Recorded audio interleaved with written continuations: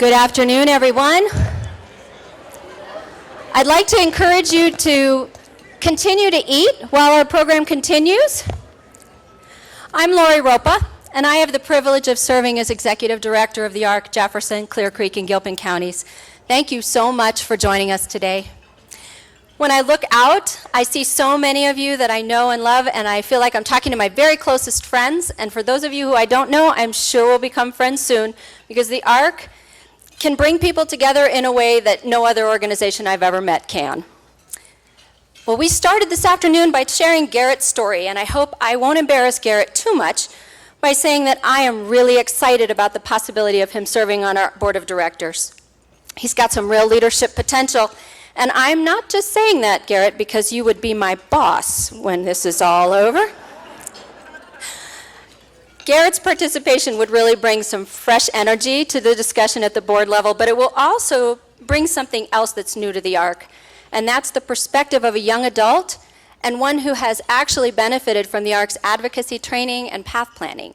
So that's really unique, and we're very excited about it. It looks like we can now benefit from his desire to give back to the ARC. Isn't that something? As you watch the video, I'm sure you probably noticed that Garrett and Kristen's relationship have a connection to the ARC that runs very, very deep. It's based on mutual caring and respect, much like the connection between you and your closest friends. Not your BFF or the virtual kind of friendship that you have when you become someone's 638th friend on Facebook, right? But the friend in the truest sense of the word, and those are very precious. The ARC serves as an ever-present friend for people with autism, cerebral palsy, Down syndrome, and other intellectual and developmental disabilities and their families. We are always there in good times and in bad. Everyone needs a best friend. Well, best friends have some history, and at the ARC, whether we've served a family for years or we're just getting to know them, we have a shared history, although families and individuals may not know that. We share the history of the entire disability movement, with the ARC and families right at the center. We've come together for the last 60 years and have created opportunities for people with disabilities to gain access to education and life in the community.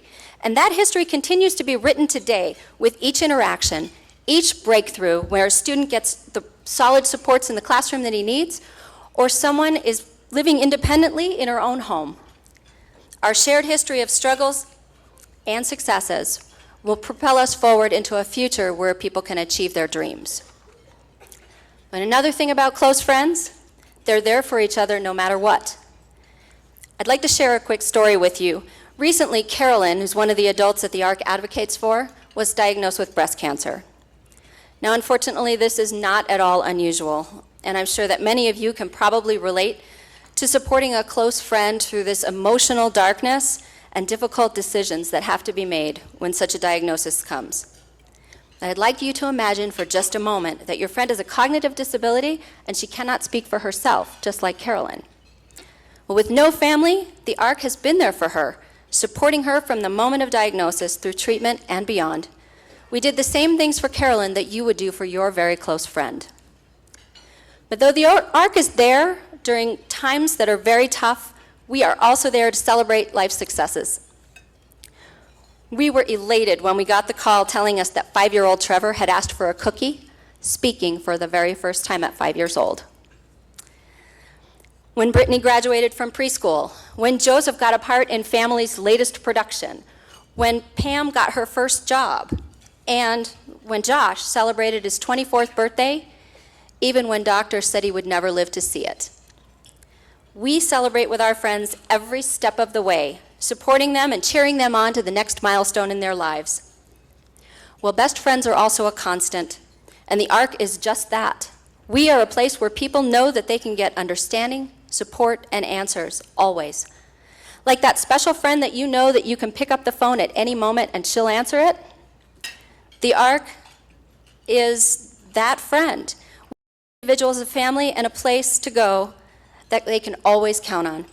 We are the one constant in the lives of people who face so much uncertainty every day. Sometimes folks just need an occasional phone conversation for advice, empowerment, and reassurance. Other times they need training and education on how to successfully advocate for someone that they love. Other times, much more is needed.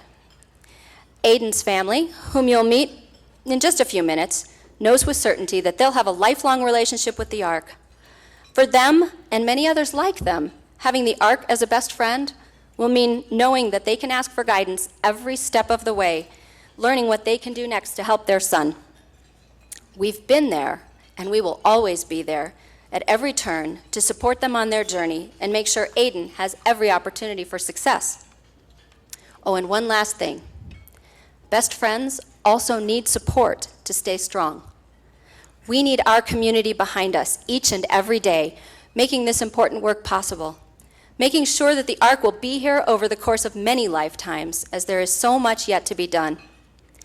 Special education programs in schools are always at risk of being cut, and this year is no different. Young adults with intellectual and developmental disabilities are assured of absolutely nothing upon completion of high school other than a waiting list for adult services. And older adults with disabilities are outliving their parents for the first time in history, which is a marvelous thing. And yet families cannot count on the government to ensure that their loved ones are safe and happy after they're gone. In fact, with each passing day, we've seen that the government is unlikely to solve a multitude of problems. That's why the ARC's work at the local level is so critical, and your involvement is essential. It's through developing relationships in the community, relationships with you and everyone who cannot be here today. Those relationships can ensure that people with intellectual and developmental disabilities can thrive. And by supporting the ARC, you're helping to make sure that kids can stay in the classroom. You're helping adults to find meaningful work, and you're helping families navigate through the most difficult challenges they might face. Countless people, like the ones that you'll remember from today's program, need the ARC to be their best friend, the constant in their lives, advocating for basic human and civil rights that we are all entitled to.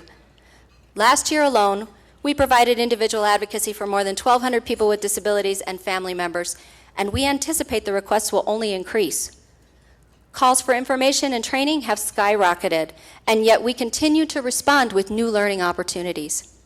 We must continue in the midst of all of that to push for important systems changes, working to create a world where everyone who needs supports can get them. We are certainly not there today. Our resources are limited, and our work is far from done. The ARC will be here, a steadfast best friend for anyone who needs us, both today and tomorrow, and with your support, we will succeed in making our community a place where everyone can feel valued and respected, and all people are given the chance to fully participate in the world around them. Now, please join me in watching this next video where you'll meet Aiden and hear the story of his family's incredible journey. Thank you.